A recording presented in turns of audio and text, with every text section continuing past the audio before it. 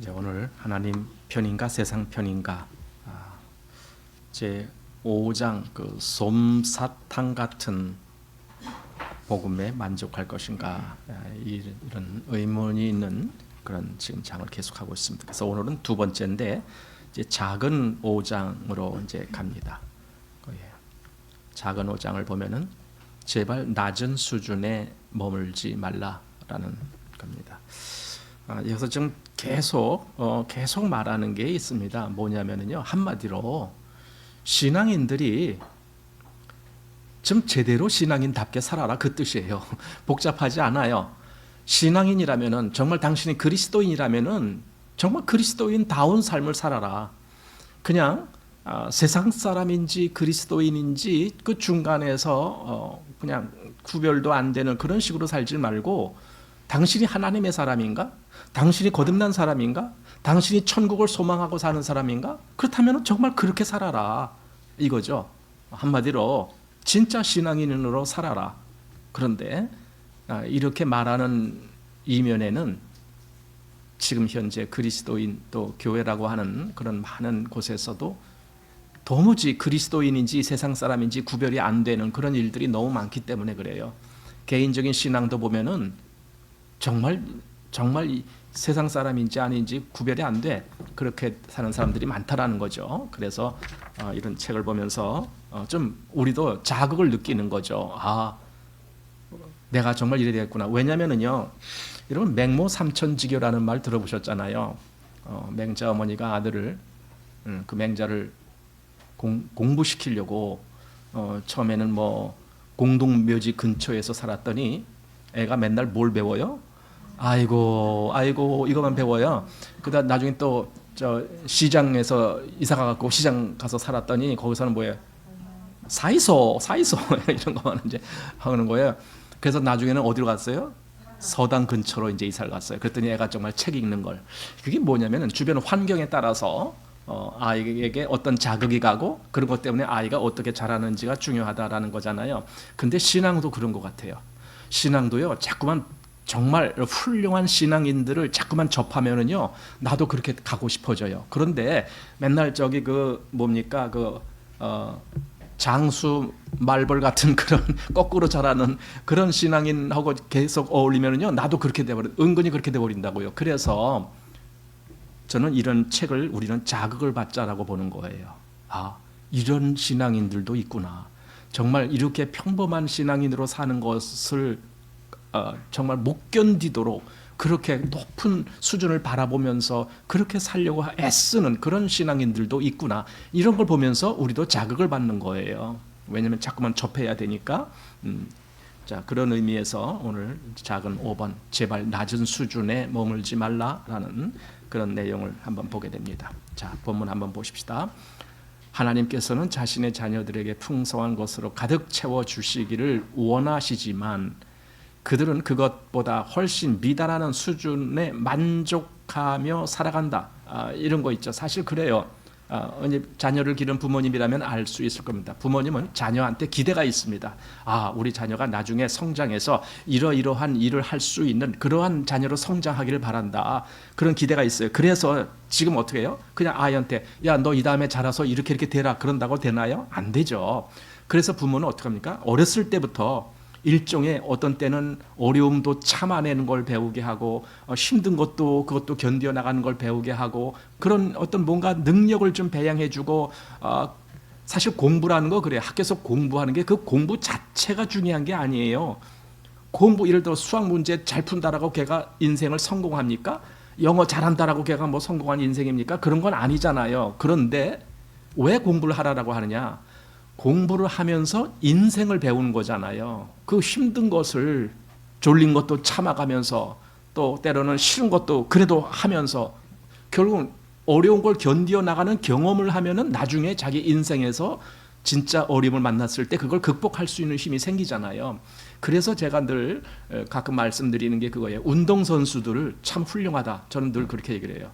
운동선수들을 그 운동하는 거 보면은요, 정말 어려움을 극복하면서 열심히 하잖아요. 그러니까 비록 뭐 세계적으로 금메달을 못 딴다 그래도 그 운동선수 한다는 것은 아주 그 큰 고생. 그래서 운동선수 했던 사람들이 나중에 이제 운동 은퇴를 하고 나서 뭐 다른 거 하는 경우가 있어요. 다 잘해요. 왜냐하면 그 어려움을 겪어본 경험이 있기 때문에 참아내는 걸. 이번에도 보니까 우리나라 축구 선수가 사우디아라비아하고 90분 전후반 90분을 뛰었다고요. 근데 승부가 안 났어요. 그러니까 어떻게 연장전 30분을 또 뛰었어요. 그러니까 몇 분 뛴 거예요? 120분을 뛴 거예요. 그리고도 승부가 안 나서 승부차게 했어요. 그러니까 이렇게 120분 동안이나 그냥 풀타임을 뛰고 그리고 사흘 만에 또 호주랑 또 경기한 거예요. 근데 호주랑 경기할 때도 또 무승부가 돼갖고 또 그랬어요. 그러니까 승부차기까지는 안 가고 연장전에서 끝났지만 어쨌든 120분을 또 뛰었어요. 그러니까 선수들이 너무나 이게 뭐 탈진할 정도로 거의 그렇게 이제 하는 거예요. 그렇지만 그들은 정신력으로 버티는 거죠. 정신력으로 다리에 쥐가 나도 그냥 정신력으로 버티는 거죠. 왜냐하면 그런 걸 훈련한 거예요. 훈련이라는 게 단순히 골만 누는 게 훈련이 아니라 어려운 환경을 견뎌내고 이겨내는 그런 것, 그런 경험. 어렸을 때에 그런 경험을 하게 하는 거죠. 부모가 일부러 그래서 고생하는 거죠. 그러니까 일부러 애들 데리고 저 높은 산에도 올라가고 좀 그러세요. 높은 산에도 올라가서 애가 나 힘들어 못 가. 그렇게 하더라도 그래도 너 이거 이겨야 돼. 이겨야 돼. 왜냐하면 인생은 이거보다 더 힘든 거야 하면서. 주한이 갔었어요? 한번 아빠하고 가자 그래요. 지금 저 눈이 아직 안 녹았으니까 저 주황산 같은데 한번 올라가요. 자, 이게 신앙도요. 도전을 해야 돼요. 신앙을 날마다 편한 위치에서 솜사탕 같은 그런 신앙에서 만족하면은요, 그 사람 끝끝내 그 자리예요. 끝끝내. 그런데 사실은 우리는 우리의 신앙에 대해서 나중에 우리 주님 앞에서 그걸 다 이렇게 펼쳐놔야 돼요. 주님 앞에서. 주님이 야, 너 어떻게 살다 왔냐? 분명히 그러실지도 몰라요. 그러니까 정말 내 신앙을 정말 어떻게 살았느냐 이런 것에 대해서 오늘 이제 이 말씀을 한번 나누면서 그런 걸 좀 더 보게 됩니다. 사람들은 그냥 하나님이 주시는 것 그것 하나님은 정말 큰 어떤 것을 주시려고 하시는데 사람들은 아닙니다. 하나님 나 이것만 해도 족합니다. 지금 그러고 살아가는 거예요. 자, 그들은 자신들의 육신을 즐겁게 해주는 것을 외부로부터 끌어들여 즐거움을 얻으려 한다. 사실 이게 문제입니다. 요즘 사람들은 즐거움 이것 때문에 모든 걸 다 망치는 거예요. 인생이 즐거움을 추구하는 게 인생이라고 생각하는 거예요. 그래서 재미가 있어야 돼. 뭐든지 재미 있어야 돼. 이런 식으로. 그러니까 교회도 재미가 있어야 돼. 설교도 재미있게만 해줘야 되고 교회 모든 모임이 재미있게 해줘야 돼. 그래서 교회가 어떻게 되냐? 교회가 대부분 뭐 이렇게 좀 여유 있는 교회들은요, 교회에다 카페를 꾸려놔요. 얼마나 재밌어? 적당히 차 한 잔 마시면서 빵 한 조각씩 먹으면서 이렇게 서로 좌담 나누고 그러면 아주 분위기 좋잖아요. 이런 걸 원한다고요. 근데 설교도 그래요. 설교 내용도 부담되는 설교 안 하려고 그래요. 저같이 오늘 오전 같은 그런 설교는 저처럼 이렇게 좀 무식한 목사들이나 하는 설교고, 유식한 목사님들은 그렇게 설교 안 해요. 아주 듣기 좋은 소리로만 이렇게 하죠. 그러니까 이런 즐거움을 얻으려고 애쓰는 겁니다. 자, 그들은 회심한 조직 폭력배나 절반쯤 회심한 영화 배우를 설교단에 세운다. 이 표현도 아주 재밌어요. 조직 폭력배 또는 영화 배우 뭐 이런 출신, 왜냐면 인기 있잖아요 사람들한테. 예를 들어 조직 폭력배가 내가 왕년에 이랬습니다 하고 여기 뭐 탁 문신 보여주고 그랬는데 내가 어느 날 주님을 알고 이렇게 됐습니다. 야 잘했습니다. 박수 쳐주고 뭔가 이렇게 극적인 전환 이런 걸 사람들은 좋아하잖아요. 또 왕년에 영화 배우 잘했던 영화 배우인데 그거 때려치고 나가 지금 목사가 됐습니다. 그러면 얼마나 사람들이 또 와해요. 실제로 그런 사람이 있죠. 영화 배우인지 탤런트인지 뭐 하다가 뭐 나중에 목사 돼갖고 뭐 한다고 뭐 하다가 그러다가 안 되니까 그냥 이혼하고 뭐 어쩌고저쩌고 했던 사람이 있죠.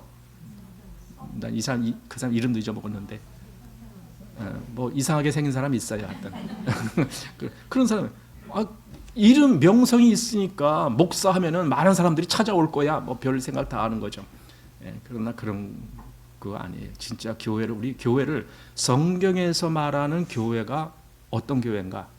성경에서 말하는 신앙인이 어떤 건가? 우리 성경 기준으로 가야 돼요. 지금 현재 세상의 흐름으로 가면 안 돼요. 성경입니다. 자, 그런 사람은 설교단에 세웁니다. 그리고 그들을 예배 후에 예배가 재미있었습니다 라고 그렇게 하는 거예요. 그러니까 그런 재미있다라는 말만 나올 수 있다라면은 말이건 개건 간에 다 선교단에서 세우는 거예요. 왜? 인기 있으니까. 그렇게 하는 거예요. 또 복음성가 부르는 거 이것도 뭐예요? 복음성가도 물론 복음성가 중에도 좋은 성가들이 있지요. 정말 하나님을 찾는 그런 좋은 성가들이 있는데 어떤 것은 자기들 즐기려고 만든 것 같은 뭐 그렇게 하겠어요? 근데 느낌이 그렇다는 거예요. 자기들 즐기려고 찬송가를 복음성가를 만든 것 같은. 그래서 여기서 그걸 저급한 짓이라고 불렀어요. 사람들을 교회로 잔뜩 불러 모을 수만 있다면은 어떤 것들 90일간의 속성 코스를 거쳐 신자된 유명 인사, 속성 코스, 이런 걸 사람들은 원하는가 봐요. 그러면서 이런 제목, 이런 제목으로 뭐 하면은 사람들이 올 거예요. 금방 올 거예요. 속성 코스 요즘 좋아하잖아요. 이 바쁜 때 뭘 그렇게 뭐 몇 년까지 뭐 하고 그래. 빨리빨리 뭐 6개월만 하면은 목사 되고 뭐 이런 식으로 하고 그러잖아요. 그런 사람들을 설교단에 세우기 위해 거하게 강사료를 내놓는 거예요.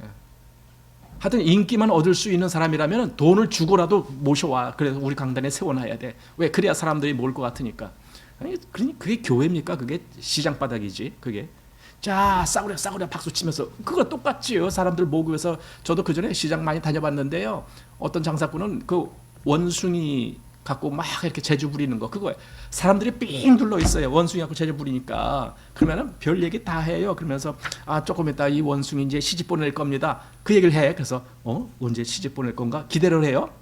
그리고 10분, 20분이 지나도 시집 안 보내. 계속 그 얘기만 해요. 좀 이따 또 시집 보낼 겁니다. 그리고 기다려요.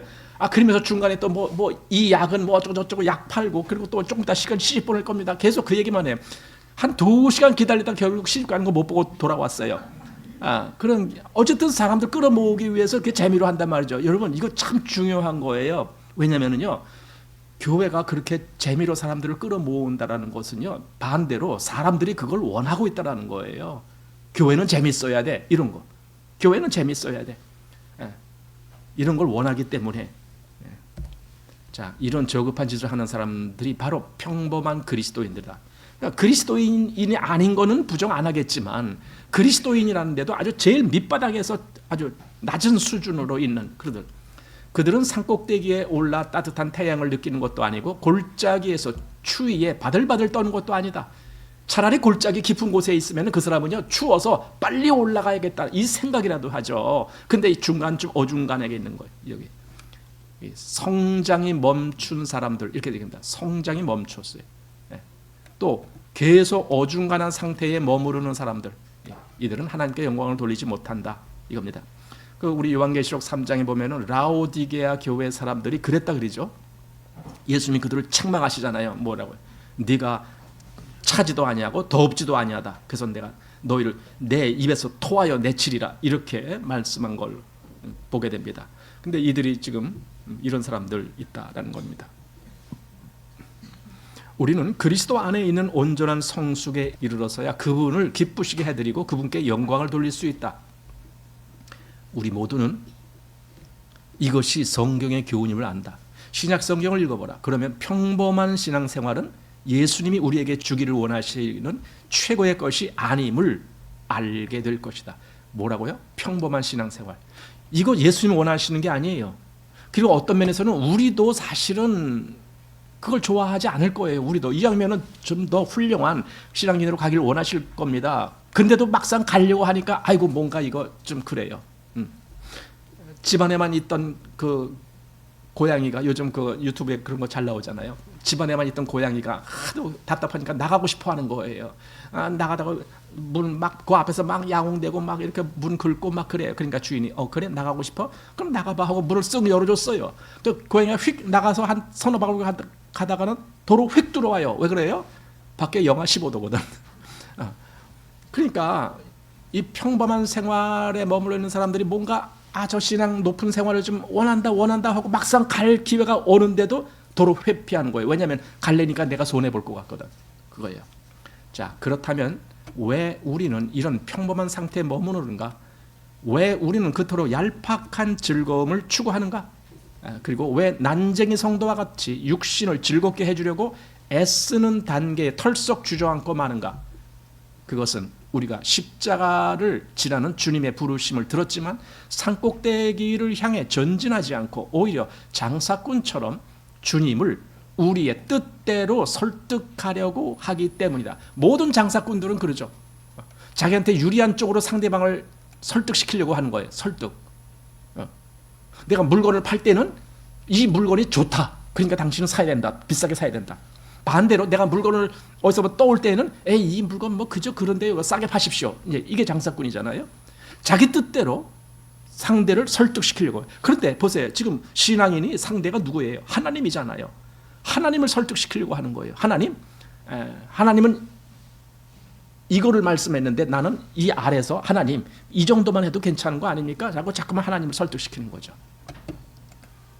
자, 우리는 하나님께서 손짓하시는 것을 본다. 성령의 감동을 느끼고 때로는 열정으로 불타 산꼭대기로 전진해볼까 하는 생각도 한다. 네. 이런 생각 보세요. 생각을 한다는 거예요. 실제로 가는 게 아니라.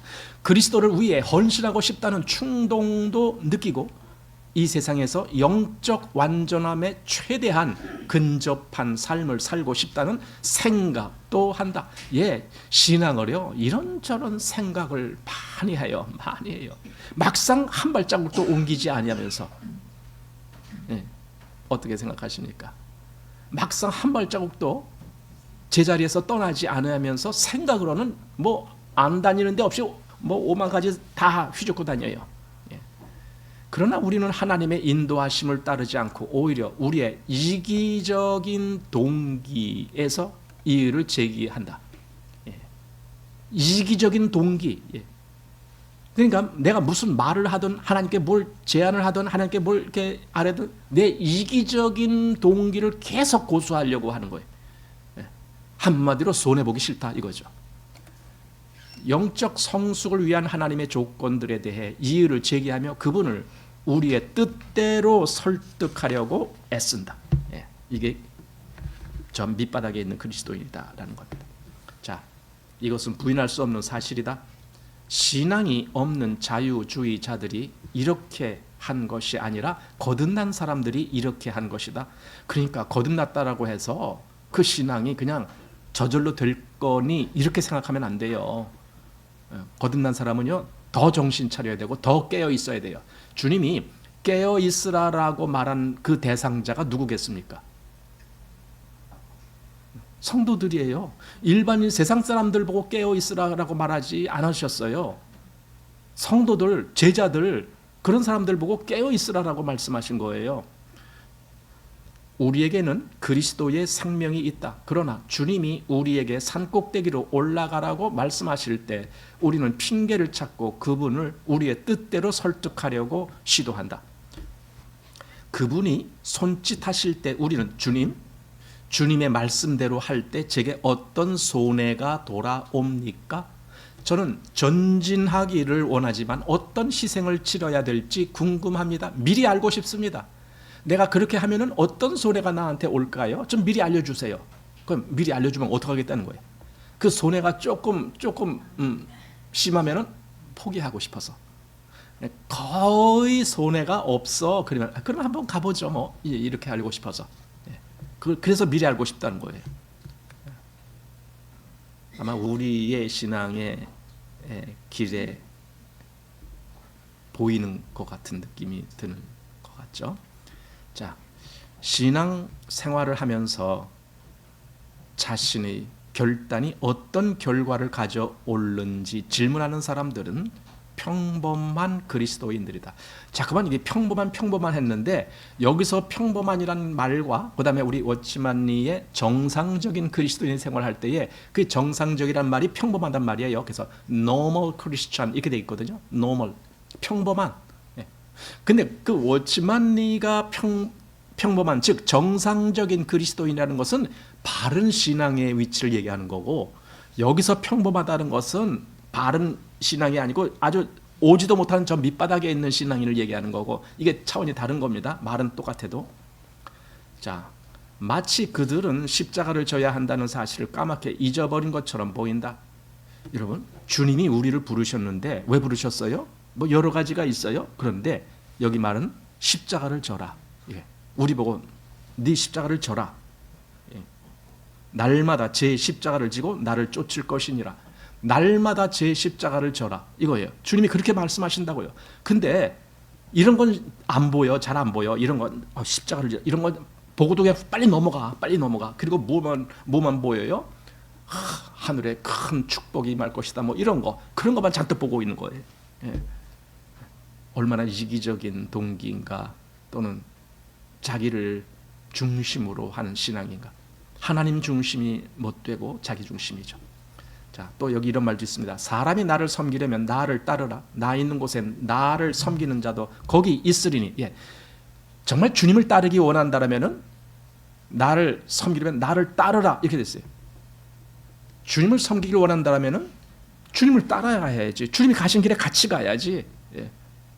힘든 길을 거긴 주님 먼저 가세요. 난 좀 남아 있겠습니다. 이럴 수는 없잖아요. 주님 가신 길을 같이 가야죠. 진짜 주님을 섬기려면 이 말씀이 그대로 있는 거예요. 사람이 나를 섬기려면 나를 따르라. 나 있는 곳에 나를 섬기는 자도 거기 있으리니. 주님하고 같이 간다는 거예요. 섬기는 사람은. 사람이 나를 섬기면 내 아버지께서 저를 귀히 여기시리라. 예. 자, 십자가를 지고 주님을 따르는 헌신적인 그리스도인은 자신의 행동이 어떤 결과를 낳을지에 대해 묻지 않는다. 이거예요. 예, 결과를 묻질 않아요. 그럼 어떻게 해? 아니, 결과도 안 물어보고 어떻게 가? 아니, 물을 필요가 뭐가 있어요? 주님이 오라 그래서 갔는데 거기 결과를 물을 필요가 뭐가 있어요? 안 그래요? 근데 우리는 자꾸 결과를 생각하는 거예요. 저러다가 나한테 손해 나는 거 아니야? 저러다가 또 뭐 괜히 남들보다 내가 더 처지는 거 아니야? 그러니까 자녀를 기르는 학부모의 입장에서도 그래요. 애를 교회 데리고 나오다가 얘가 다른 애들보다 공부가 성적이 떨어지는 거 아니야? 뭐 이런 생각하는 거죠.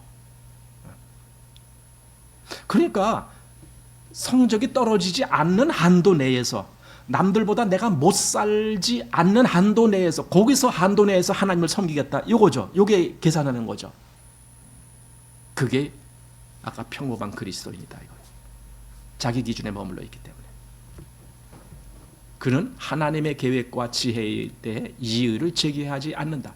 그러니까 진짜 십자가를 지고 가는 사람은 이의가 없어요. 그냥 오라면 가는 거예요. 그게 바로 아브라함입니다. 네 아들을 번제로 드려라. 이의가 없어요. 성경에 보세요. 아무리 뒤져보세요. 창세기 22장을 보세요. 거기 아브라함이 뭐라고 대꾸했는가. 아니, 왜 그게 필요합니까 하나님? 물어보지도 않았어요. 아니, 그랬다가 만약에 얘가 죽으면 내 후손은 어떻게 됩니까? 아무런 것도 질문 안 했어요. 그냥 가라. 그러면 그냥 아무 소리 안 하고 그냥 그 길 가는 거예요. 가는 거예요. 예. 왜냐하면 이미 아브라함의 믿음이 그 정도 수준에 가 있었다는 거죠. 그러니까 하나님의 말씀에는 이의가 필요 없는 거죠. 자, 그다음 봅니다. 내가 아는 어떤 사람들은 경건 생활에 관심은 있지만 시간과 돈과 체력과 심지어 친구 관계를 희생해야 될지도 모른다는 두려움 때문에 더 깊은 영적 생활로 들어서는 것을 망설였다. 어리석게도 우리는 이런 것들에 대한 미련을 버리지 못하기 때문에 망설인다. 예. 시간, 돈, 체력, 친구 관계 이런 것들에 손해가 나면 어떻게 하느냐 이거죠. 손해가 나면 어떻게 하느냐. 참 하나님 믿으려니 걸리는 게 너무 많으네요. 이런 거 걸리면은요 신앙생활 못해요. 한마디로 못해요. 신앙생활이라는 게 뭐예요? 신앙은요 하나님과 동행하는 게 신앙이에요. 근데 다른 세상적인 것과 내가 동행을 하는데 어떻게 하나님과 동행을 해요? 안 되죠. 자, 물론 친구 관계의 가치와 의미를 깎아내리려는 의도는 아니다. 인간들 사이의 우정은 내세까지 연장될 수 있는 아름다운 것이다. 물론 이 우정은요 그 친구도 똑같이 그리스도인이 된 친구라야만 이게 가능한 거죠. 그렇지 않으면은 어떻게 내세까지 연장이 됩니까? 말이 안 되죠. 자, 그러나 주께서 우리에게 영적 승리와 복을 주기 위해 접근하실 때 우리가 친구와의 우정을 들먹이며 그분께 이의를 제기한다면 우리는 성도라 칭함받을 자격이 없다. 사실 여기서 성도라는 그 정동성 목사님이 그 말씀하셔요. 그 성도와 신자가 다르다라는 거죠. 신자는 일반적인 그리스도인을 이야기하는 거고, 성도라는 것은요 정말 거룩한 삶을 향해 가는 사람, 그게 성도다. 이 차원은 다르다. 이 차원은 다르다. 그렇게 말씀하시는 걸 들은 적이 있는데, 여기 우리는 성도라 칭함받을 자격이 없다. 자기 이득만 챙기는 것이기 때문에. 자, 6번, 작은 6번. 위험한 장소로 가라. 이게 또 무슨 말입니까? 우리 보고 위험한 장소로 가라니? 누가 위험한 장소로 가기를 원하겠습니까? 우리는 편한 장소를 원하는데. 자, 주께서 우리에게 전진하라고 말씀하실 때 우리는 그렇게 하면 물질적으로 어려워지지 않습니까? 라고 묻는다. 혹 손해보지 않습니까? 라고 묻는 거예요. 아까 이 앞에서도 질문을 그랬잖아요. 주님 말씀대로 그렇게 할 때 저에게 어떤 손해가 돌아오겠습니까? 질문했잖아요. 여기서도 좀 그거 비슷한 거예요. 물질적으로 어려워지지 않습니까? 사실 하나님의 일한다는, 특별히 세상 직업을 포기하고, 그러니까 주로 이제 목회자 정도 되는 사람들이 그러죠. 세상 직업 있던 것 포기하는 거죠. 그리고 목회의 길을 갈 때에 대뜸 걱정이 그거예요. 이러다가 내가 먹고 사는 것도 힘들게 되지 않을까? 이제 이런 걱정이 오는 거죠. 사실 저는 그런 면에서는 참 저는 굉장히 많은 혜택을 누린 사람이다라고 말할 수 있어요. 그런데 정말 어떤 사람은 처음에 교회를 개척하는 사람, 그런 사람들은 아마 많은 그 힘듦이 있다라는 걸 알아요. 물질적으로 어려워지지 않습니까라는 걸 질문하는 거예요. 이렇게 묻는 까닭은 우리가 다른 무엇보다도 늘 물질적인 안정을 가장 염려하기 때문이다. 그렇죠. 인간은 그래요. 물질적인 이런 어떤 것이 없으면요 금방 걱정이 되는 거예요. 당장 오늘 내가 뭐 먹을 것 살 만한 돈이 없다. 그럼 당장 걱정되는 거예요. 근데 요즘은 사실 그 정도 걱정하는 사람은 그렇게 많지 않을 거라고 생각되져요. 어디 뭐 노숙인이나 뭐 그러면 모를까? 정상적인 가정생활에 정상적인 이런 어떤 사회생활을 하는 사람이라면 먹을 걸 걱정하는 정도는 다 지났죠. 그만큼 사실은 우리나라가 전체적으로 잘 사는 나라가 됐다라는 의미예요. 하지만 지금도 저 어떤 가난한 나라 이런 데서는 그날 벌어 그날 먹는, 보세요 여러분, 우리나라는 그래도 좀 넉넉하니까 잘 살아요. 근데 제가 이제 필리핀 가보면요 거기는 직업 없는 사람들이 더 많아요. 직업 있는 사람들보다.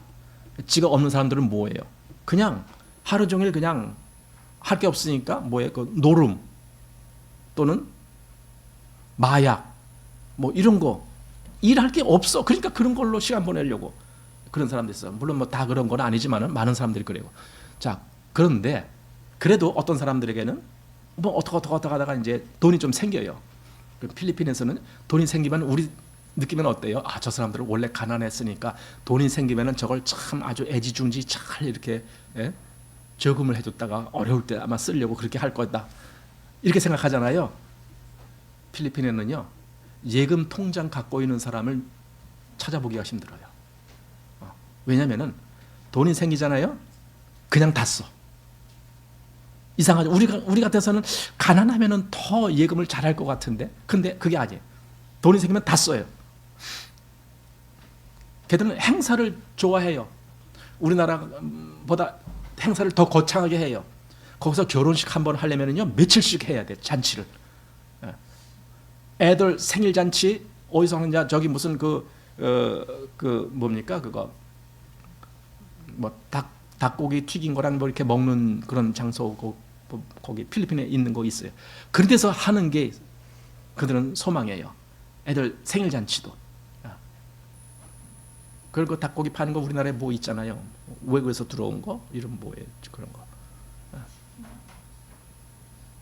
우리나라 사람 같으면은 뭐 굳이 그런 걸 뭐 그런 데 가서 해, 그냥 집에서 뭐 하든가 말든가. 우리 생일잔치면 그렇게 중요하게 생각하지 않잖아요.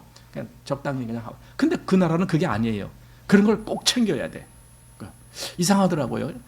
아니 더 가난하고 더 재력적인 여유가 없으면은 그런 거 그냥 생략하고 지나갈 법한데, 그런데 실상은 그렇지 않고 더 그런 걸 챙겨요.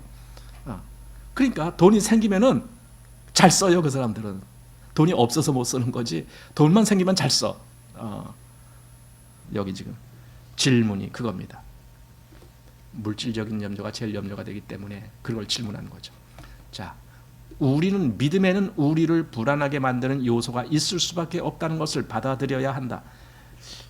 믿음이 뭐냐? 거기에는 위험 요소가 있을 수밖에 없다. 이거 믿음의 생활을 하는데 뭐 아까 무슨 물질적인 위험 그게 없을 수가 있습니까? 믿음 생활을 하는데 그것 말고도 어떤 신체적인 그런 어떤 위험 이런 것도 겪는데 그러니까 믿음 생활이라는 것을 너무 그렇게 쉽게만 생각하고 그야말로 솜사탕같이 생각했기 때문에 믿음의 길이 뭔 줄 아예 몰라요. 그게 아닙니다. 믿음은요 그 모든 것을 감수할 수 있어야 되는 거예요. 그렇다고 그렇게 가라라가 아닙니다. 그럴 경우가 된다 할지라도 그걸 감수할 수 있어야 되는 거예요. 믿음이 그래요. 이렇게 말하면은 다 싫어해요. 다 싫어해요. 믿음이 이런 겁니다. 다 싫어해요. 근데요, 아까 우리 읽었잖아요. 날마다 자기 십자가를 지라. 여러분 그게 뭡니까? 자기 십자가가 뭐예요? 아니 십자가가 오늘 여기 이 전체 글의 그 핵심이 그거예요. 십자가를 지는 거. 아니 십자가 진다는 게 뭐예요? 그 어떤 어려움이 온다 할지라도 믿음의 길을 가는 거예요. 그게 십자가예요. 그럼 그렇게 신앙생활을 하는 사람이 과연 얼마나 있겠느냐고요. 어떤 어려움이 있어도 난 십자가 길을 갈 거야. 그런 사람 진짜 몇 명이나 있겠느냐고요. 그러니까 오늘날 그리스도인이라고 하는 많은 사람들이 대부분 가짜예요. 한마디로. 가짜일 뿐더러 또한 진짜 그리스도인이라 할지라도 너무 수준이 낮은 평범한 그리스도인일 뿐이다 라는 겁니다.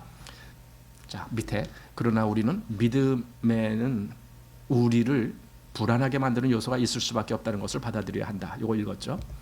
그리스도인이 되기 위해서 상당한 대가를 치러야 했던 루터의 시대에 루터교 신자들은 믿음은 우리를 불안하게 만드는 것이다 라고 말했다.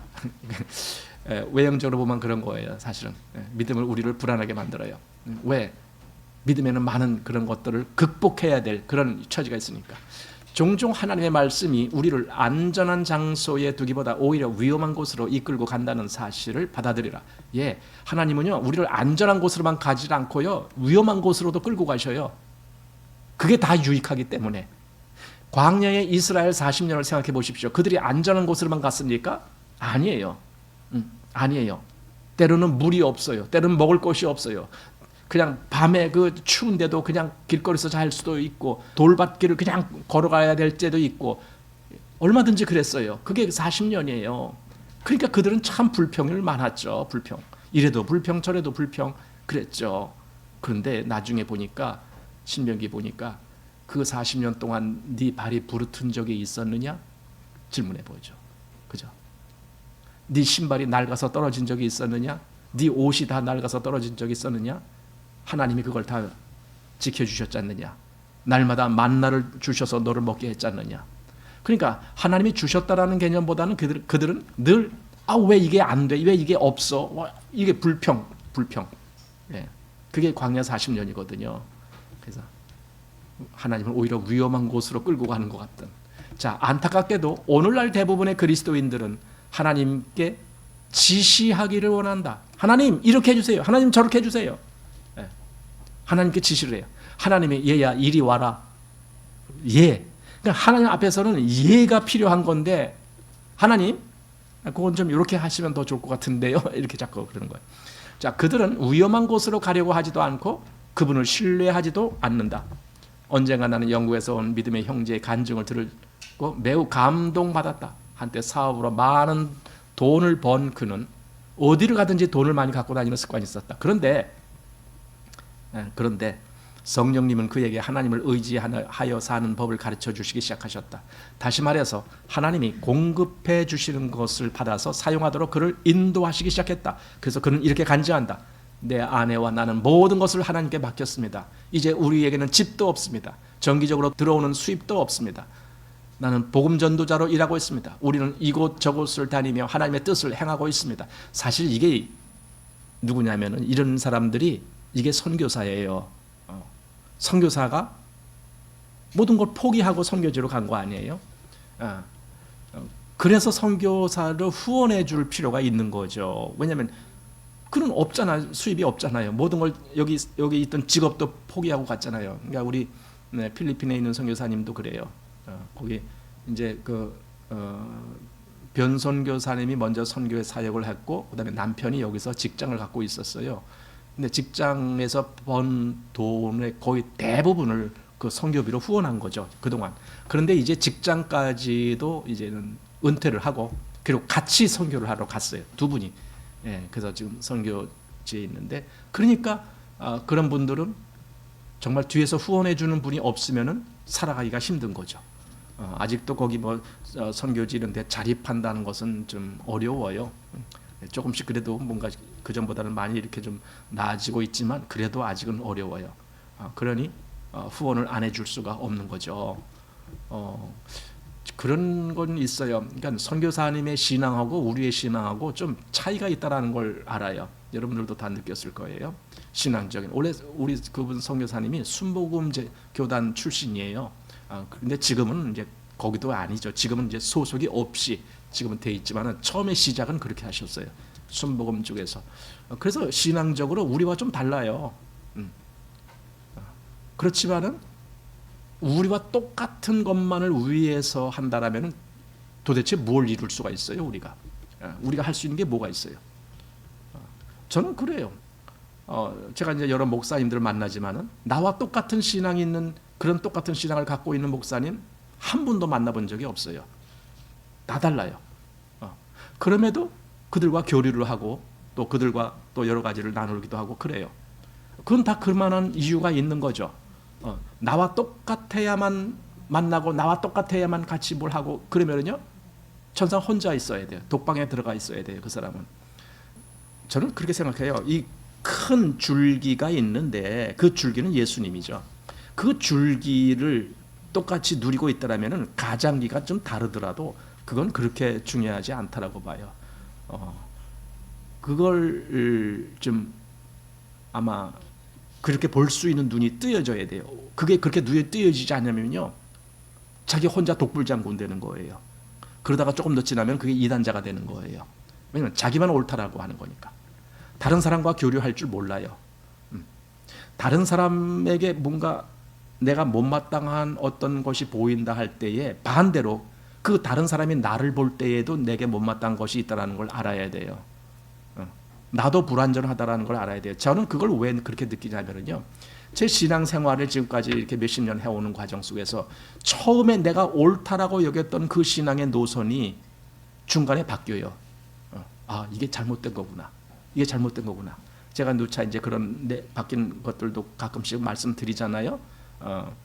전에도 말씀드렸지만은 그 뭡니까? 그 세대주의자들의 신앙, 그게 참 옳아 보이고 그렇게만 가려고 그랬었어요. 그러나 이제 시간이 지나면서 그게 아니다라는 것이 이제 내 마음에 더 이렇게 들어오게 되고 막 그러는 거예요. 그렇다고 또 그럼 이쪽 이게 다 옳으냐? 아니에요. 어디든지 다 옳고 그런 것들, 장단점들이 다 있어요. 그런 면에서 오히려 마음이 이제는 더 넓게 열려지게 돼요. 왜냐하면 나 자신이 온전치 못한데 다른 사람에게 온전한 것을 요구한다는 것이 무리잖아요. 그러니까 다른 사람이 좀 부족한 것이 있더라도, 못마땅한 것이 있더라도 그런 것을 어느 정도 감안할 줄 아는 그런 여유가 생기는 거예요. 그래서 이런저런 교류도 하고 선교사님 후원도 그래서 하고 그러는 거예요. 그러니까 그리스도를 말한다라면, 그리스도를 전하고 있다라면 좀 신앙관이 우리와 다르다 할지라도 후원할 수도 있고 그런 거예요. 정말 바람직한 것은 어떤 거냐? 우리가 선교사를 파송하는 거예요. 우리 교회가. 근데 우리는 그러질 못하고 있잖아요. 그러니까 우리가 못하는 거니까 저렇게 다른 우리가 조금 신앙적으로 차이가 있다 할지라도, 다른 사람이라 할지라도 그가 선교하는 것에 대해서 우리가 후원을 해주는 이유는 우리가 할 수 없는 그것을 그래도 저 사람은 저렇게 어려운 곳에 가서 하고 있기 때문에 우리가 후원하는 것이 옳겠다라는 의미가 있는 거예요. 그러니까 정말 나는 가능하면 우리 교회에서도 선교사를 직접 파송하고 또 많은 목회자들이 또 나오고 이러면 더 좋은 거죠. 더 좋은 거죠. 최선의 선택이 그런 건데 최선이 안 될 때는 그 다음은 뭘 선택합니까? 그렇죠. 차선을 선택하는 거예요. 차선도 안 될 때는 3선을 선택하는 거죠. 이렇게 가는 거예요. 자, 어디까지 했습니까? 여기 이제 어떤 그 영국에서 온 어떤 믿음의 형제가 이제 그렇게 했다. 모든 걸 다 포기하고 주님을 따르기로 했다. 그랬더니 주님이 다 알맞게 이끌어가 주셨다. 지금 그 얘기예요. 그 얘기예요. 자, 이 중간 좀 보십시다. 하나님과 함께 전진하는 확신에 찬 그리스도인들은 이 사람처럼 말할 것이다. 그리스도인이 이렇게 하면 물질적으로 어려워지지 않습니까? 라고 묻는 것은 부끄러운 일이다. 그분이 우리의 주님이신데 물질적 안정이 뭐가 그리 중요하겠는가? 그죠? 이 질문 아주 시원하게 했어요. 그분이 우리 주님이신데 정말 이것을 믿는다라면, 정말 이것을 믿을 수 있다라면, 그분이 우리의 주님이신데 물질적인 안정이 뭐가 그리 중요하겠는가? 로마서 8장 31절 말씀하십니까? 만일 하나님이 우리를 위하시면 누가 우리를 대적하리요? 그랬잖아요. 진짜 하나님이 우리를 위하시면 도대체 뭐가 두려울 게 있는가? 라는 거죠. 설령 이러다가 정말 어떤 날은 굶을 날이 올지도 모르죠. 다 포기하고 선교만 하고 하나님 일만 하는데 어떤 날은 정말 아무것도 없어서 굶어야 된다. 그럼 굶는 거예요. 저는 그렇게 생각해요. 아무것도 없이 그냥 때로는 이렇게 힘들었다. 그러면 그냥 당하면 되는 거죠. 설마 하나님이 우리를 죽이시겠어요? 이스라엘이 그렇게 목말라 죽겠어 했는데 사실은 그들이 그렇게 죽겠다라고 소리치지 않아도요, 하나님은 이미 그 물을 준비해 놓고 계셨던 거거든요. 근데 그걸 조금을 못 견뎌갖고 그냥 물 내놓으라고 아우성치고 그냥 그러는 거죠. 하나님은 이미 만나를 주실 것을 계획하셨는데 그들은 왜 우리를 굶겨 죽이려고 그래? 이렇게 애쓴 거죠. 하나님이 우리에게 때때로 어려움을 주십니다. 그렇지만은 거기서 불평할 필요가 없는 것은 하나님이 우리 하나님이시기 때문에. 그러니까 피할 길도 내실 분이 하나님이신 걸 아는 거죠. 자, 그다음 7번 보십시다. 편한 십자가. 이거 추구하지 마십시오. 편한 십자가. 우리가 주께 엽죽기를 원하는 세 번째 질문. 이것이 편한 겁니까? 이 질문하는 거예요. 주님이 나한테 맡긴 것, 너 이것 좀 해야 되겠다. 하나님 그거 편한 겁니까? 그거 정말 엄청 힘든 거 아닙니까? 그걸 따라 버리고 그래요. 편한 거 추구하려면요, 주님 포기하면 돼요. 간단해요. 주님 포기하면 내가 원하는 대로 편한 길을 갈 수 있어요. 자, 하나님의 사람들이 편해야 하나님을 증거하고 하나님의 일을 할 수 있다라는 이런 사고방식을 가진 사람들에게 하나님께서 무엇라 말씀하실까? 그러니까 하나님의 사람이 편해야 된다고, 그래야 하나님의 일을 할 수 있다고, 이런 거짓말을 하면 안 되는 거예요. 하나님은 편한 사람들에게 공경받는 것을 원하는 것이 아닙니다. 자, 보다 보십시다. 분명히 기억하라. 하나님과 그분의 대의를 위해 일하려는 사람들은 고생을 각오해야 된다. 그렇다고 이 겁주는 말이 아니에요. 고생을 각오해야 한다 하는데 여러분, 고생만 있는 게 아니에요. 사실은 거기서 기쁨도 있어요. 기쁨. 남들이, 세상 사람이 모르는 그 기쁨도 거기 같이 나오는 거죠. 사도 바울이 늘 그런 얘기 하잖아요. 사도 바울이 사실 우리가 볼 때는 사도행전 보세요. 엄청 고생하는 것 같아. 뭐 1차, 2차, 3차 그리고 4차까지 그 선교 여행을 다니면서 그런 거 하는 거 보면은 사도 바울 엄청 고생했겠다. 근데 사도 바울은 오히려 그 마음에 하늘의 기쁨으로 충만해 있고 다른 사람들에게도 항상 기뻐하라 권면해주고 있고 그러잖아요. 고생을 각오해야 된다. 자, 고생하지 않고도 일이 된다면 그건 십자가가 아니다. 아무 대가를 치르지 않고 손가락 하나 까딱하지 않고 영성을 추구할 수는 없다.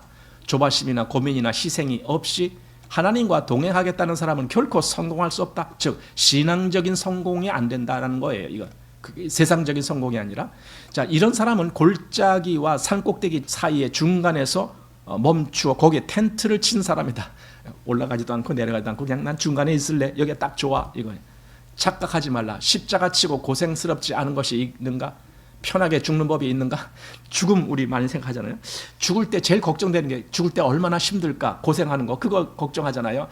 만약에 내가 숨을 못 쉬고 죽는다. 그러면 숨 못 쉴 때 지금도 코 막고 조금 한 1분 기다려보면 너무 괴롭잖아요. 그러니까 죽을 때도 이런 괴로움이 있는 건가? 또는 여기 어디 뭐 몸에 상처가 나서 피를 많이 흘려서 만약에 내가 죽게 된다. 그러면은 그 상처 났을 때 조금만 면도칼로 조금만 베어도 아주 아픈데 그냥 막 팔다리 부러지고 그러면 또 얼마나 더 힘들까? 별 생각 다 하게 되죠. 예. 여러분 원래 죽음이 그런 거예요. 편한 죽음은 없어요.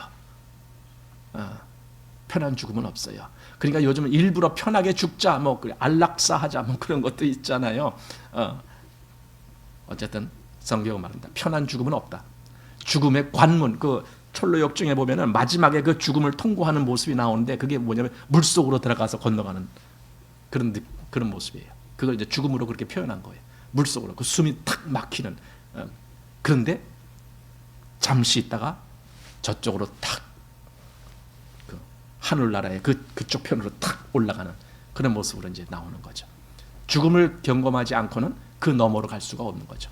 자, 나는 편하게 죽는 법이 있다는 말을 들어보지 못했다. 고생스러운지 아닌지 따지는 것 자체가 잘못된 것이다. 그렇죠. 예. 죽는 법은 편한 게 없죠.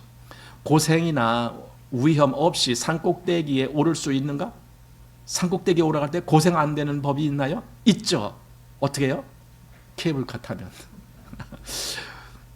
그건 변칙이고 정석으로라면은 고생 해야 됩니다. 그리고 올라가야 진짜 더 보람이 있고 더 시원하고 그래요.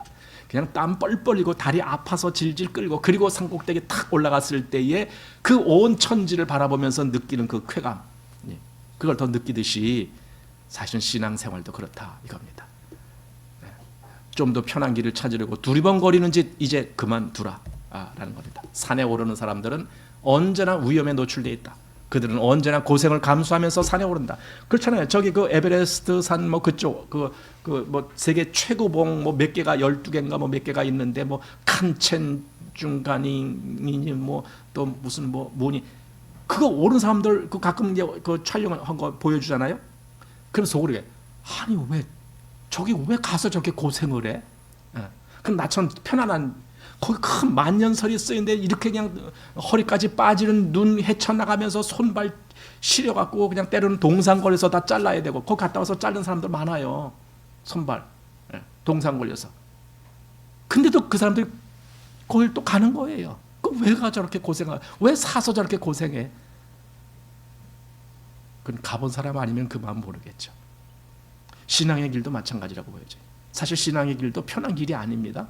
편안함을 추구하는 길이 아닙니다. 나 잘 살자라고 하나님 찾는 거 아닙니다. 어쩌면은 하나님 안 믿는 사람들보다 더 고생할 수도 있습니다. 그런데도 그 길을 가는 이유는 뭡니까? 하나님이 나의 하나님이시니까. 나는 하나님의 자녀니까. 8번 서글픈 일 보겠습니다. 자, 앞으로 나아가라는 예수님의 음성을 들었을 때 장사꾼처럼 그분을 자기 뜻대로 설득하려는 사람들은 그것이 재미있습니까? 그러니까 앞에서는 뭐 이게 힘듭니까? 이게 물질적으로 손해는 아닙니까? 그리고 여기 지금 몇 번째, 네 번째인데 이게 재미있습니까? 재미를 추구하는 거예요. 재미없으면 가기 싫어요. 이거예요. 재미를 추구하는 거예요. 예. 신앙을 재미로 추구한다니 참 그렇습니다.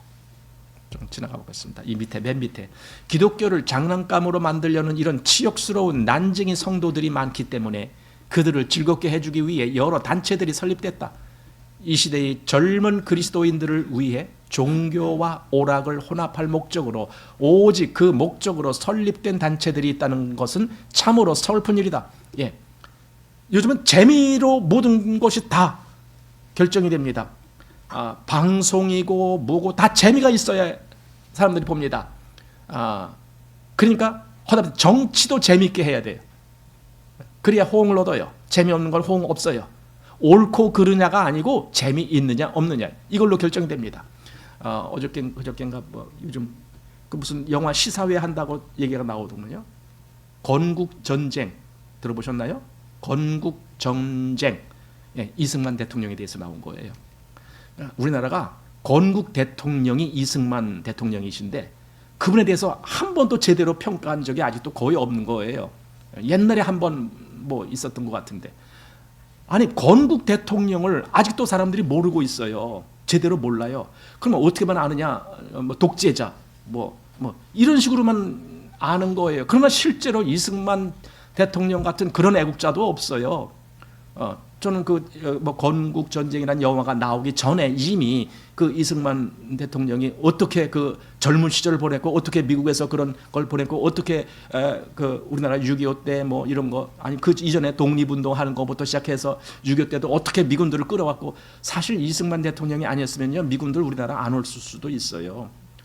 그런데 그 미군과 조약을 맺은 거예요. 상호 방위 조약을 뭐 그게 참 기가 막힌 분이에요. 그분은 미리 앞에 일을 예견할 수 있는 능력이 있었던 건지 그런 것도 훌륭하지만 사실은 그 건국 전쟁에 그게 안 나왔을지 몰라요. 뭐냐면 이승만 대통령은요 신앙도 훌륭한 분이에요.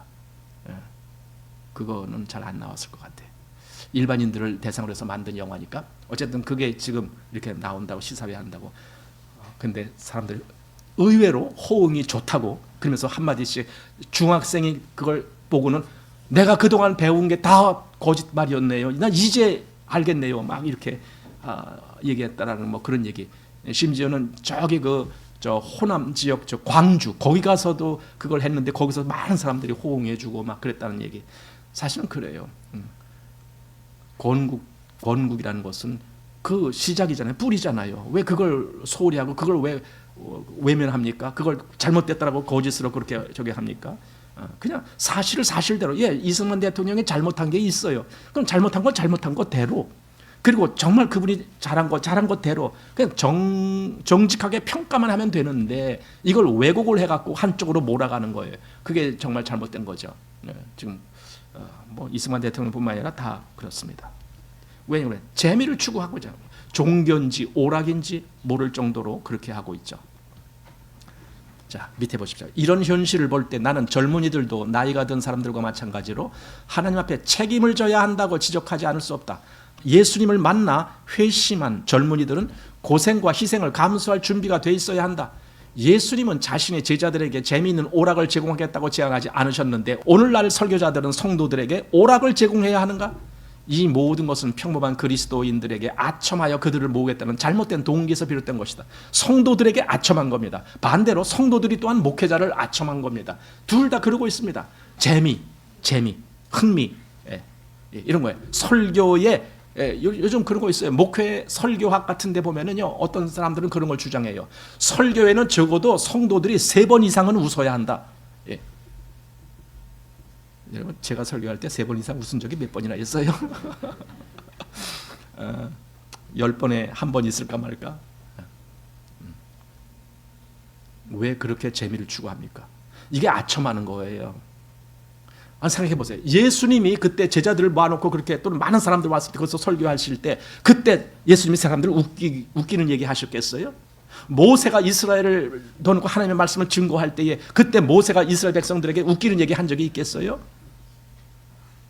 그냥 어쩌면 엄한 하나님의 말씀을 그대로 선포했잖아요. 그게 하나님의 말씀인데 근데 요즘은 서로 재밌는 거 웃죠. 그게 아첨이다. 여기 그렇게 나왔습니다. 아첨. 그러니까 성도들을 위한다라는 명분은 그거지만은 실상은 아첨하는 거다. 설교를 아첨하고 있는 거예요. 자, 밑에 재미와 인기가 서로 한 통 속인 것처럼 보이기 때문에 일부 우유부단한 사람들은 주님, 제가 주님의 뜻을 끝까지 따라가도 사람들에게 계속 인기가 있을까요? 라고 묻는다. 그걸 왜 물어봐요? 이 사람은 물어보고 있는 거야. 제가 지금 이렇게 주님 따라가면은 사람들이 날 싫어하면 어떡하죠? 날 안 따라오면 어떡하죠? 이거예요. 인기가 있겠느냐 이거예요. 사울 임금이 그랬잖아요. 사무엘상 15장 30절에 보면은 사울 왕이 그랬어요. 그 백성의 장로들과 이스라엘 앞에서 좀 나를 높여주십시오. 내가 지금 하나님께 망령된 일을 행했을지언정 그래도 저 백성들 앞에서 나를 좀 높여주십시오. 그 얘기를 했잖아요. 사무엘 선지자에게. 믿음이 약한 자들이요. 이런 사람들은 홀로 서기를 두려워하고 그리고 주변 사람들에게 인정과 지지를 받지 못하면 그건 못 견디는 거예요. 못 배기는 거예요. 사람들이 날 인정해 줘야 돼. 이것만. 한마디로 홀로 서기가 안 돼요. 이 신앙은요, 홀로 서기가 돼야 돼요. 그래야 신앙을 할 수 있어요. 다른 사람들이 날 인정 안 해준다 할지라도, 날 몰라준다 할지라도 난 그래도 오직 하나님 오라 한 그 길만 가겠습니다. 이게 홀로서기예요. 우리 지난번 그 책 미지의 구름이라고 하는 책, 거기에 4가지 신앙생활이 나왔잖아요. 4가지. 첫째 평범한, 그 다음에 2번째 특별한, 그리고 3번째 비범한, 그 4번째 완전한. 그 3번째가 비범한이라는 말인데 그게 영어로는 singular라고 돼 있죠. 그 singular라는 말이 제가 뭐라 그랬어요? 그게 하나라는 말, 단수라는 말이라 그래요. 단수. 복수가 아니고 단수. singular. 홀로서기예요. 그게 한마디로. 여기 지금 이 말이 그거예요. 홀로서기. 자, 그들 중 어떤 이들은 도무지 홀로 서지 못한다. 그래. 남들이 같이 어울려야만 되고 남들이 날 인정해 줘야만 되고 그런 속에서 여기 이제 이 토저 목사님이 자기 과거를 회상하는 17살 때에 자기가 이제 그 에이크론이라고 하는 지역에서 여기 살았대요. 에이크론, 미국의 그 중동부 지역 중 거기 그 뭡니까 무슨 주? 거기 뭐 오하이오주, 오하이오주에 이제 에이크론이라는 시가 있어요. 근데 여기 뭐 자기가 뭐 하숙도 치고 뭐하고 했는데 어쨌든 자기 집에서 믿는 사람 자기 딱 하나밖에 없었다. 이거 딱 하나밖에 없었다. 그 얘기예요. 그러나 자기는 그걸 포기하지 않았다. 신앙을 포기하지 않았다. 따돌림 당하고 뭐 이런 생각, 여기 뭐 따돌림, 또 어떤 희생, 그런 거 생각하면은 주님을 따를 수 없다라는 겁니다. 자, 그다음 마지막 9번째, 뒤돌아보지 말라. 그 말은 다시 말해서 앞만 보고 가라. 그래, 앞만 보고 가라. 앞에 누가 있는데? 사도 바울이 나는 뭐 한 일, 즉 뒤에 있는 것은 어떡하고요? 잊어버리고 앞에 있는 그것만, 위에서 부르신 부름의 그 표대를 향하여 달려간다 그랬잖아요. 자, 하나님의 자녀들 중 많은 사람들이 때로는 결단을 미루며 그분을 자기 뜻대로 설득하려고 시도한 적이 있을 것이다. 결단? 하나님이 오라 그러면 하나님 잠깐만요 하면서 하나님 가만히 계산해 보니까 하나님 그렇게 하는 것보다는 이렇게 하는 게 더 좋겠어요. 그래야 내가 손해를 덜 볼 것 같아요. 이렇게 설득하죠. 자, 그들은 회심을 통해 그분을 알게 된 사람들이다. 그들은 자기들에게 변화가 일어났다는 사실을 잘 알면서도 평범한 그리스도인처럼 행동한다. 그러나 낙심하지 말자. 그들을 향한 하나님의 사랑은 무한하시다. 그러니까 그렇게 하는 사람이 있다고 할지라도 그래도 포기하지 말자. 그런 사람들도 다시 돌이켜서 끌고 가면 좋겠다라는 거죠. 사단이 아주 오래전부터 써먹은 속임수는 성도들로 하여금 그들의 지난 날을 자꾸 뒤돌아보고 낙심하게 만드는 것이다. 낙심하게. 그러나 명심하라. 자기 자신만을 들여다보는 것을 그만하고 앞을 내다보는 사람만이 하나님과 함께 앞으로 나아갈 수 있다. 우리는 과거를 자꾸 보거나 자기 자신만을 들여다보느라고 시간을 낭비해서는 안 된다. 시간 낭비하면 안 돼요. 왜냐하면 우리에게 주어진 시간은 무한대가 아니에요. 성경에도 그 말씀이 있잖아요. 세월을 아끼라. 그 얘기를, 여러분, 세월을 아낀다라는 것은 조금씩 써먹으라 그 말이 아니에요. 아낀다는 것은 보통 조금씩 우리가 사용한다는 말인데 거기서 말은 그 말이 아니에요. 세월을 아끼라 그 말은요, 그 시간들을 무익한 데 쓰지 말고 유익한 데 써라, 그거예요. 이게 세월을 아끼라는 말입니다. 그래서 여기 명심하라. 자기 자신만을 들여다보는 것을 그만하고 앞을 내다보는 사람만이 하나님과 함께 앞으로 나아갈 수 있다. 우리는 과거를 자꾸 보거나 자기 자신만을 들여다보느라고 시간을 낭비해서는 안 된다. 하나님은 우리에게 앞을 내다보라고 말씀하신다. 저 앞을 봐라. 앞을 보라는 말은 나로 하여금 그렇게 가야 되지 않느냐라는 걸 생각하게 하는 거예요. 앞을 봐야 앞을 갈 생각을 하지. 뒤를 보면 뒤로 갈 생각을 하죠. 앞을 봐야 되는 거예요. 자, 우리 주님은 우리의 과거를 능히 처리하실 수 있으시다. 그분은 즉시 그리고 완전히 용서하신다. 주님의 보혈로 우리는 하나님의 사랑을 받을 자격이 있는 자들로 변했다. 우리를 용서하시는 하나님 아버지의 사랑 때문에 우리는 성도가 되어 온갖 영적 복을 누리는 것이다. 그러니 앞을 보고 나가라. 이거야. 걱정하지 말아라. 내가 좀 잘못한 거, 좀 실수가 있었던 것 같아. 내가 그때 그러지 말았어야 됩니다. 뭐 별 생각 다 들 겁니다. 나 한동안 내가 신앙생활을 잘못했는데 하나님 이거 어쩌죠? 그럼 하나님, 얘야, 너 그거 인지 알았냐? 나는 벌써 알았다. 그러실 거예요. 하나님은 다 알고 계셨던 거예요. 하나님 앞에 염려하지 마십시오. 하나님은 그래도 난 네가 앞으로 오기를 원한다. 자, 하나님의 선하심은 우리가 영원히 헤아린다 할지라도 다 알 수 없을 정도로 무한하다. 당신이 거듭난 사람이고 당신에게 믿음의 뿌리가 있다면 하나님께서는 지금 당신이 속한 환경에서 당신과 함께 기꺼이 다시 시작하실 것이다. 설령 당신이 이제까지 평범한 신앙생활, 여기 평범한 가장 낮은 신앙생활 그거예요. 평범한 신앙생활을 해왔을지라도 하나님은 결코 당신을 멸시하지 아니하실 것이다. 그러니 지금부터라도 앞을 바라보고 나가라 그 뜻이에요. 뒤를 보지 말아라 이겁니다. 여러분 그리스도인의 아까 자기 십자가를 지고 그게 뭡니까? 고생스럽지 않은 죽음이 어디 있겠는가 그랬잖아요. 고생입니다. 사실 십자가는 고생입니다. 내가 내 십자가를 지고 날마다 주를 쫓는다? 나한테 고생이 옵니다. 그런데 중요한 것이 있어요. 어떤 사람은 그 고생을 마지못해 수용하는 사람이 있어요. 싫은데 할 수 없구나. 싫은데 이런 사람이 있고 어떤 사람은 기꺼이 얼마든지 하나님 좋습니다. 내가 고생스럽다 할지라도 나 하나님 뜻을 따라 나가겠습니다. 이런 사람이 있고 똑같이 고생을 다 당해. 그리스도인이라면. 그런데 어떤 사람은 마지못해 당하는 사람. 어떤 사람은 기꺼운 마음으로 당하는 사람. 그 차이가 있을 뿐입니다. 기꺼이 당하는 사람에게는 기쁨이 있을 것이고 마지못해 당하는 사람은 불평이 나올 것이고 여러분은 어떤 길을 원하십니까? 자, 오늘 여기까지 마치겠습니다.